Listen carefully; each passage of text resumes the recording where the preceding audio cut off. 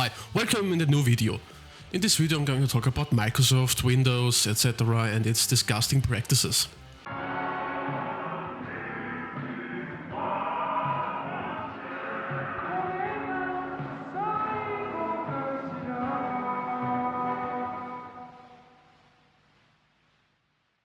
Microsoft recall function AI is not something new to most of you, but what I really want to focus on, you and I, most likely, I don't know exactly, we have a decent knowledge about computers, etc., how to work with them, how they function, etc.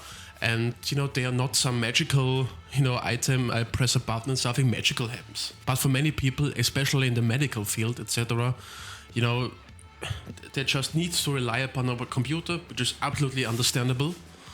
And, have say, you are going to do this process, etc., and that they not see the behind-the-scene processes that Microsoft Windows is doing with that data. And since Windows can access your private data via recall function, etc., and so can do hackers. And this is not something new. This has already happened. And it's a company that absolutely gives zero shit about the user's privacy, etc. And most of us are completely numb to privacy nowadays. Of course, in the age of social media where everyone posts everything about their life, etc. But now we are no longer just talking about, giving parts of your private life up to the internet, but, private passwords, etc., key information. And even if Microsoft Windows says, we won't do this, we pull this function back because of the backlash, who says that they're not going to try this again?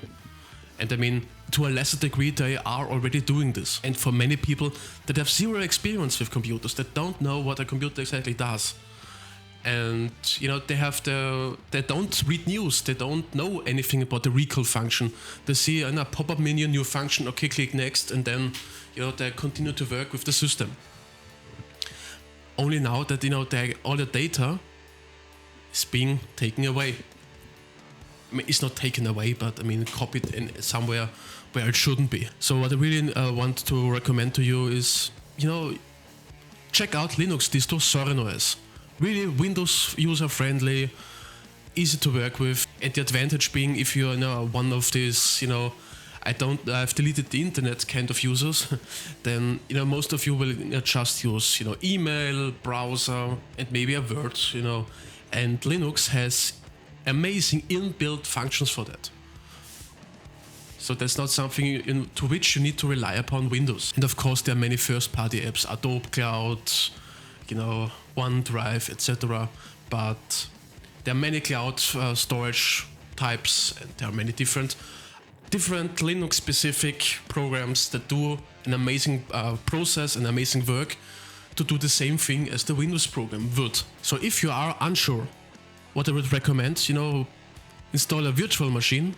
I may need to make a video about it, and install OS Linux distro inside that one, and just experiment around with it. See, can I do everything I need to do with this operating system, and then check out if you can switch away. Because on Linux, of course, nowadays, especially OS, you have an app store. You don't need to access the terminal once.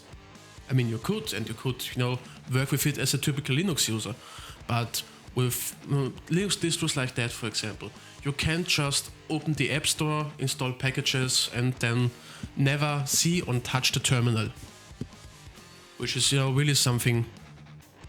So it's getting way more user-friendly, beginner-friendly, and your private data is not worth it. It's not worth sacrificing, your privacy, your information, your security, etc.